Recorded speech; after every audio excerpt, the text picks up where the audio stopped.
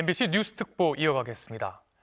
윤석열 대통령이 오늘 추가 담화를 통해 계엄 선포는 대통령의 정당한 통치 행위라며 12.3 내란 사태의 정당성을 강조했습니다. 사실상 하야나 퇴진은 없다고 못 박으면서 정치권이 하루 종일 크게 요동쳤습니다. 대통령실 연결해 보겠습니다.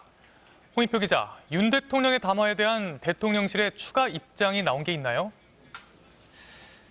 네, 지난 7일 담화 이후 닷새 만에 윤 대통령이 직접 입장문을 발표한 건데 대통령실 차원에서 추가 설명을 내놓지는 않을 걸로 보입니다.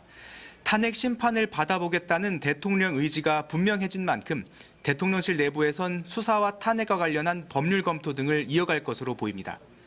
앞서 윤 대통령은 오늘 오전 네 번째 대국민 담화를 발표했습니다.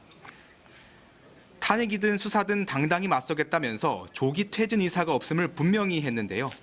지난해 국정원의 선관위 점검 결과를 보고받은 뒤 충격을 받았다면서 전산 시스템이 엉터리인데 국민들이 선거 결과를 신뢰할 수 있겠냐는 부정선거 의혹을 겨냥한 발언도 꺼냈습니다.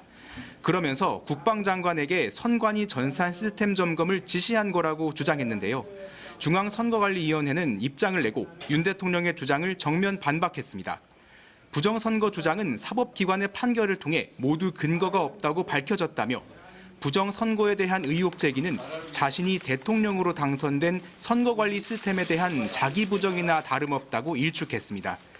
윤 대통령은 거대 야당이 탄핵을 서두르는 이유는 더불어민주당 이재명 대표의 유죄 선고가 임박하자 이를 회피하고 조기 대선을 치르려는 거라고도 주장했는데요. 어떻게든 내란죄를 만들어 대통령을 끌어내리기 위해 허위 선동을 만들고 있다.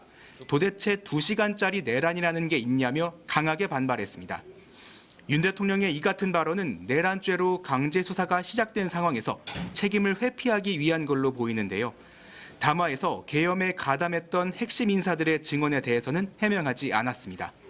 특히 대통령의 주장과 달리 당시 계엄군 지휘관들은 문을 부수고 들어가서 안에 있는 인원들을 끄집어내라, 국회의원을 체포하라는 등의 지시를 받았다는 증언을 잇따라 내놓은 상황입니다. 지금까지 용산 대통령실에서 전해드렸습니다.